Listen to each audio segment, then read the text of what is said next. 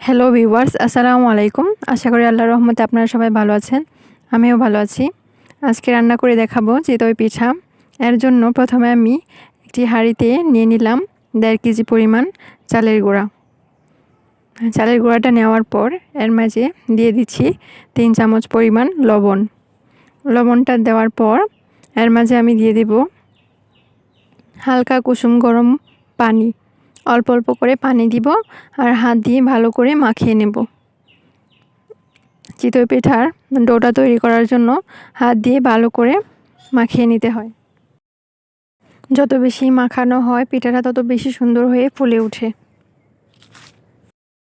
আমি এখানে প্রায় 15 মিনিটের মতো হাত দিয়ে ভালো করে মাখিয়ে নিয়েছি।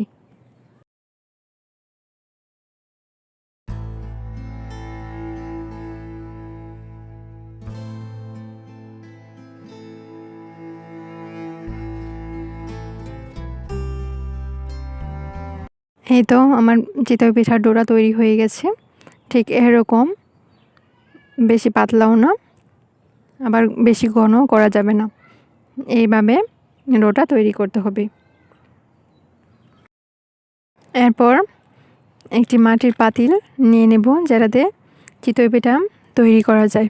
এটা আমি মাটির চুলায় কিছুক্ষণ সময় গরম করে নিয়েছি।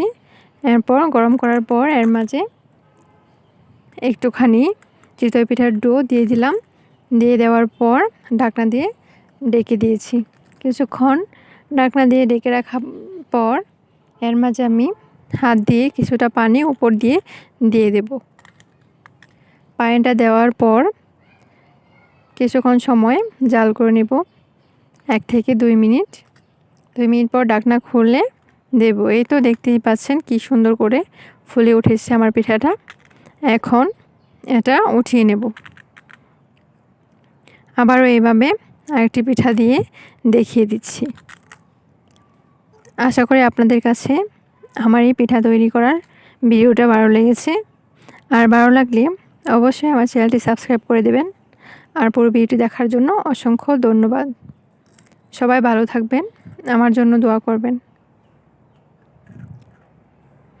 আল্লাহ হাফেজ।